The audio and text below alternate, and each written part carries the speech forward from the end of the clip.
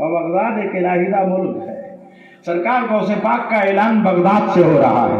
حضرت خواجہ غریب نواز خراسان کے میدان میں بیٹھ کر تقرب اللہ کے منزل سے گزر رہے ہیں، آپ وہاں بیٹھ کر مراقبے میں ہیں، آپ وہاں بیٹھ کر توجہ اللہ میں لگے ہیں، اور وہاں سن بھی لیتے ہیں، اپنی گردن جھکا کر سیدنا سرکار غوث پاک کے قدم کو قبول بھی کر لیتے ہیں۔ کون سی زبان اور آواز تھی غوث پاک کی کہ بغداد سے نکلی تو ابھی جامع مسجد کا مقتدی قبول نہیں کیا کہ ایران کے خراسان کون سی آواز تھی؟ تو آپ کہیں گے کہ یہ اللہ والے کی آواز تھی، یہ اللہ کے قلندر کی آواز تھی، یہ اللہ کے برگزیدہ بندے کی آواز تھی، یہ غوث اعظم کی وہ آواز تھی کہ صرف حضرت غریب نواز ہی نے نہیں، کائنات میں جتنے ولی تھے جہاں کہیں تھے سب نے اپنی گردنیں جھکا کر حضرت غوث اعظم کی ولایت کو قبول کر۔ آپ ذرا ٹھہریے اور غور کریے، غوث اعظم کی پیدائش سے 250 سال پہلے کے ولی حضرت سیدنا سرکار جنید بغدادی ہیں۔ کون ہے؟ نام لے، بڑا پیارا نام ہے، سید الطائفہ حضرت جنید بغدادی 250 سال پہلے کے ولی ہیں۔ مسجد کے منبر پر کھڑے ہو کر خطبہ پڑھ رہے تھے، جمعہ کا دن تھا، دوران خطبہ اپنا خطبہ روک دیا اور اسٹاپ دیکھ کر منبر کی سیڑھیوں سے اتر گئے اور اتر کے اپنی گردن جھکا لی اور کہا، آقا آپ کا قدم میری بھی گردن پر۔ تو نمازی سوچنے لگے یہ کیا معاملہ ہے، جرت نہیں ہوئی پوچھیں، ہمت نہ جٹا سکے کہ معلوم کرے۔ اب آپ پلٹ کے پھر منبر پہ گئے اور خطبہ پڑھا۔ جب خطبہ ارشاد فرما دیا، کل خطبہ پڑھ دیا، تو اتر کے مصلی امامت پر جلوہ فرما ہوئے، لوگوں کو نماز جمعہ پڑھا دیا۔ سنن و مستحبات و نوافل کے بعد جب لوگ فارغ ہوئے تو متمنی نظروں سے سید الطائفہ جنید بغدادی کی نگاہیں تکنے لگے۔ حضرت جنید بغدادی نے فرمایا، للچائی نظروں سے کیوں میری طرف دیکھ رہے ہو؟ تو لوگوں نے کہا سرکار کچھ معلوم کرنا۔ کہا وہی کہ میں خطبے کے درمیان منبر سے اتر کے گردن جھکا کر کیوں یہ بات کہا ہوں کہ آقا آپ کا قدم میری بھی گردن پر۔ تو لوگوں نے کہا ہاں یہی معلوم کرنا ہے۔ حضرت جنید بغدادی فرماتے ہیں، میرے 250 سال بعد، محبت سے بولے سبحان اللہ، اے اقتدار حاصل کرنے والے قدیانی کے مسلمانوں، غور سے سننا، اقتدار کبھی دھنوان اور بلوان بننے سے نہیں، مصطفیٰ جان رحمت کا فرما بردار بننے سے حاصل ہوتا ہے۔ میرے آقا کے بیٹے حضرت غوث اعظم فرماتے ہیں کہ حضرت سیدنا جنید بغدادی فرماتے ہیں کہ ہمیں سنو، میرے 250 سال بعد مصطفیٰ جان رحمت کی اولاد میں ایک بیٹا پیدا ہوگا جو پیرانے پیر ہوگا، روشن ضمیر ہوگا، شہباز مکانی ہوگا، خطب ربانی ہوگا، محمود سبحانی ہوگا، شیخ سید ابو محمد محی الدین عبد القادر جیلانی ہوگا۔ رب کے حکم سے کہے گا، قدمی حاضر اللہ رقبت کل ولی اللہ، میرا قدم تمام اولیاء کی گردن پر ہے۔ 250 سال پہلے میں اپنی گردن جھکا کر یہ بتا رہا ہوں کہ غوث اعظم کی سلطانی مجھے قبول ہے، جس نے قبول نہیں کیا اس کو ولایت کی لسٹ سے خارج کر دیا جائے گا۔ اعلیٰ حضرت نے کہا تھا، واہ کیا مرتبہ، غوث بالا تیرا، اونچے اونچوں کے سروں سے قدم آلا تیرا، سر بھلا کیا کوئی جانے کہ ہے کیسا تیرا، اولیاء ملتے ہیں آنکھیں وہ ہے بلوا تیرا، اور تجھ سے دور سے سگ سے ہے مجھ کو نسبت، میری گردن میں بھی یہ دور کا ڈورا تیرا، جو ولی قبل ہوئے بعد ہوئے یا ہوں گے سب ادب رکھتے ہیں دل میں میرے آقا تیرا۔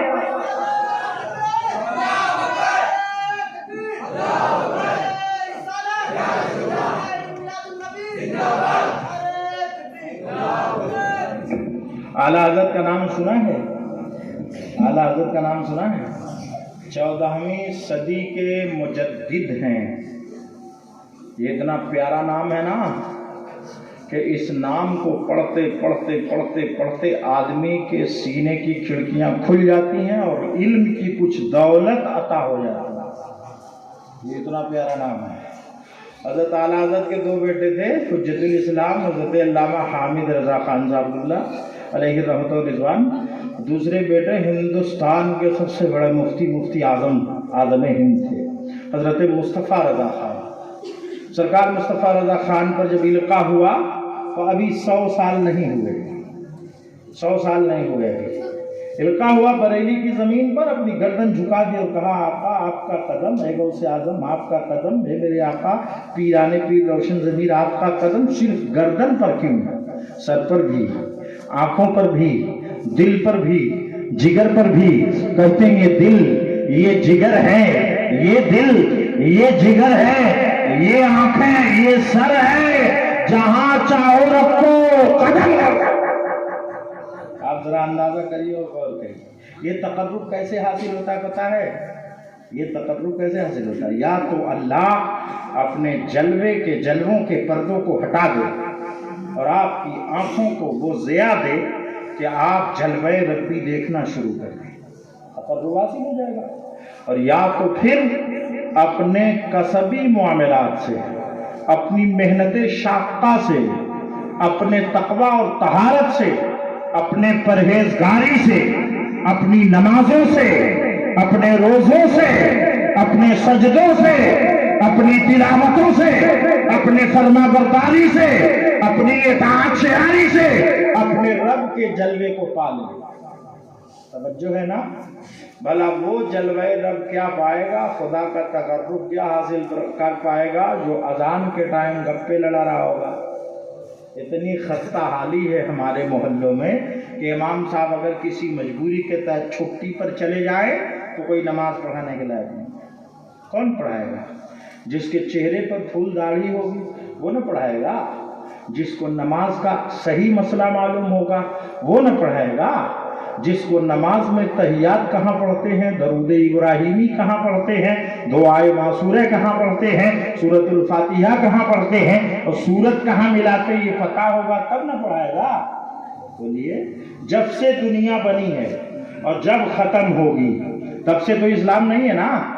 اسلام تو 1400 سالوں سے ہے نا؟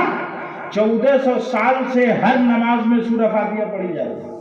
بڑھاپا آ گیا، سورتی پان کھا کے دانت اپنا توڑ لیا آپ نے، مگر صحیح ڈھنگ سے سورہ فاتحہ یاد نہیں ہوا۔ ہاں نزاکت کرتے ہیں، حضرت کیا ہم سے بتیائیں گے، ہم سے اچھا مسئلہ جانتے ہیں، ایسا سوال کروں گا کہ جواب نہیں دے پائیں گے۔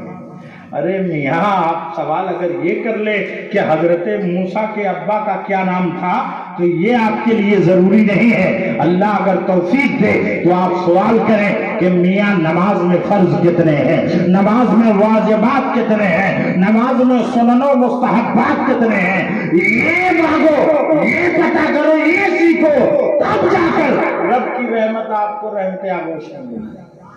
یہ حال ہوگا، خستہ حالی کا یہ حال۔ سب کہتے ہیں سینہ ٹھوک کے ہم مسلمان ہیں، میرا نام یہ ہے، میرا نام وہ ہے، نہ چہرے پہ شریعت کے مطابق داڑھی ہے، اس میں سب علی والے ہیں، رضا والے ہیں، غوث والے ہیں، غریب نواز والے ہیں، مخدوم و اعلیٰ حضرت والے ہیں، مگر آپ حضرت آدم سے عیسیٰ تلک، بلکہ عیسیٰ سے آج تلک دیکھ ڈالو، کوئی برگزیدہ بندہ ایسا ہے جو اپنے چہرے پر داڑھی نہیں رکھتا ہے؟ ملے گا اگر تاریخ میں تو بتانا، ڈھونڈو، چراغ لے کر ڈھونڈو، پتہ کرو کوئی اللہ کا برگزیدہ بندہ ایسا ہے، کوئی دیندار ایسا ہے جس کی ایک چہرے پر شریعت کے مطابق داڑھی نہیں ہے۔